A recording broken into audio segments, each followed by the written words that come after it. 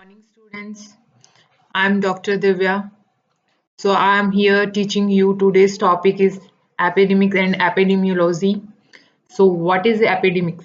When a pathogen spread to and affects many individuals within a population over a relatively large area and within a relatively short time, the phenomena is called an epidemic. That epidemic has been defined as any increase of disease in a population. A similar definition of an epidemic is the dynamic of changes in plant disease in time and space. So, first, study of epidemics. The study of epidemics and of the factor that influences them is called epidemiology. That epidemiology is concerned simultaneously with population of pathogen and host plants as they occur in an evolving environment.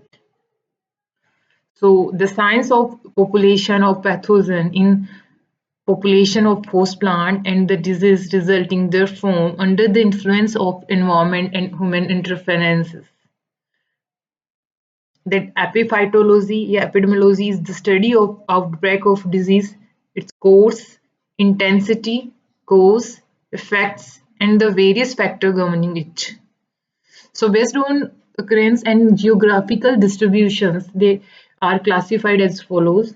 First, endemic. We can say and phytototic. When a disease is more or less constantly occurring year after year in a moderate to severe form in a country or locality, then it's called an endemic disease. For example, what disease of potato? So its pathogen is Syncytium endobacterium is endemic in Darjeeling, and citrus canker. Its pathogen is Xanthomonas genopodis in Asia, and sorghum rust Vaccinia purpurea. So certain diseases are endemic in one area and become epidemic in another area.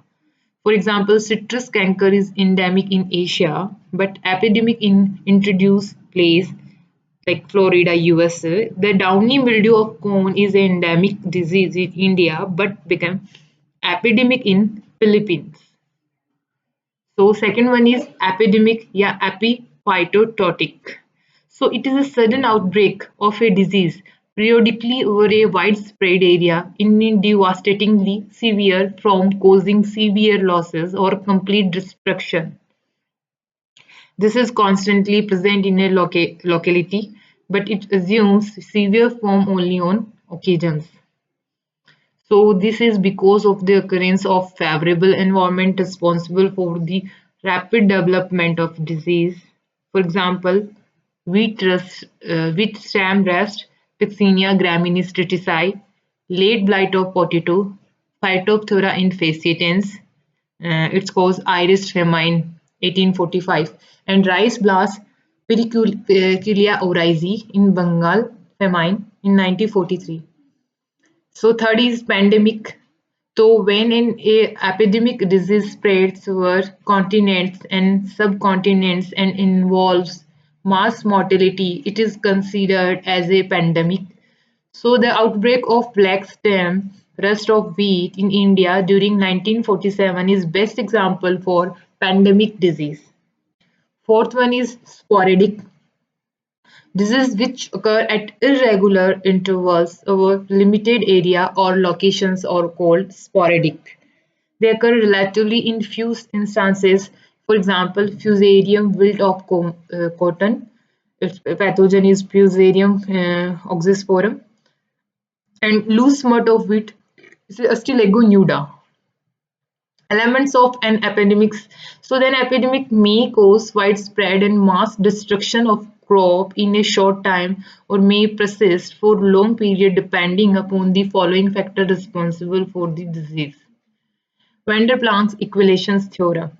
So effect of host, pathogen and environment can be translated into terms of the rate parameter of an epidemic.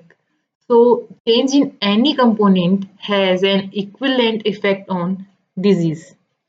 More or less susceptible host all effects, more or less favorable environment amount of more or less aggressive pathogen disease. So typical disease cycle like inoculation, that primary inoculation in that infected and attachment, that penetration, host recognition, invasion, colonization, growth, and in reproductions of pathogen that create the symptom development and that type of a production of over seasoning strays. So knowing how particular pathogens go through their disease cycle is important in developing management strategies. So therefore, disease management principles and practices are often centered around the concept of disease triangle, so that the management tactics often seek to manipulate one or more to the component of the disease triangle.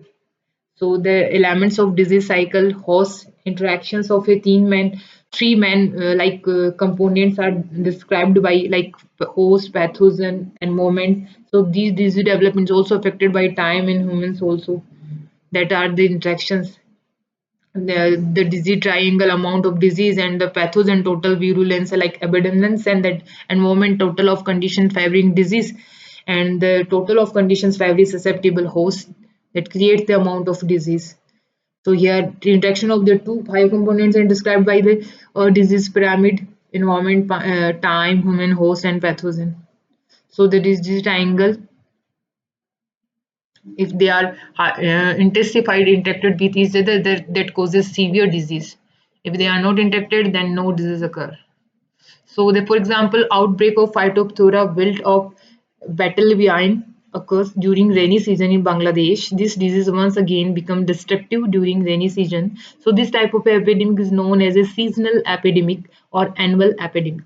So epidemic caused as a result of introduction of new pathogen in the locality. So the well-known epidemic of late blight of potato in Europe and blast disease of rice in Southeast Asia. So factors that affect the development of epidemic: first, host factors.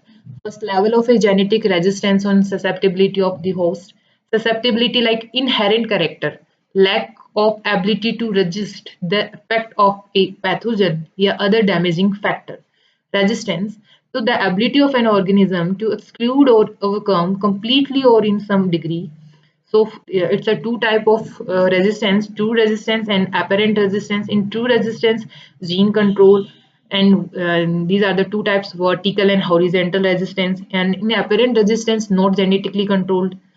First, disease scap that to overcome the disease developing factor, and disease tolerance like disease occur but not economic loss.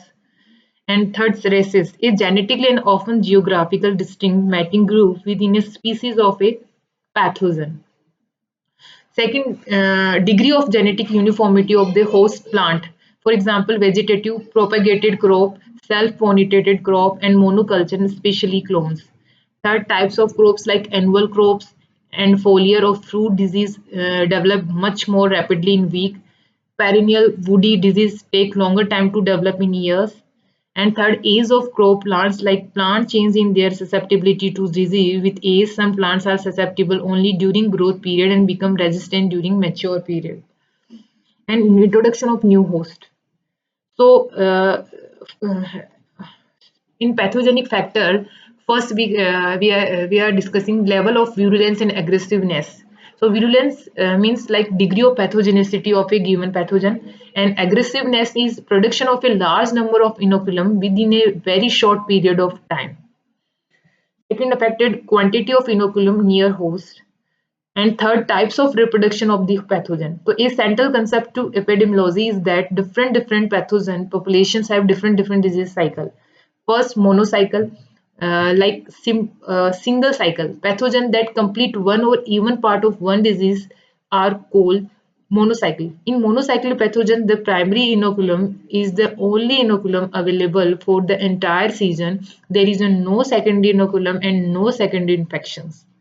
So the amount of inoculum produced at the end of the season, however, is greater than at the start of the season. So the amount of inoculum may increase steadily from year to year. So these representations of plant disease over time is referred to as a disease progress curve. So graphically, in graphical representations, we can show that disease caused by monocyclic pathogen looks like a saturation curve.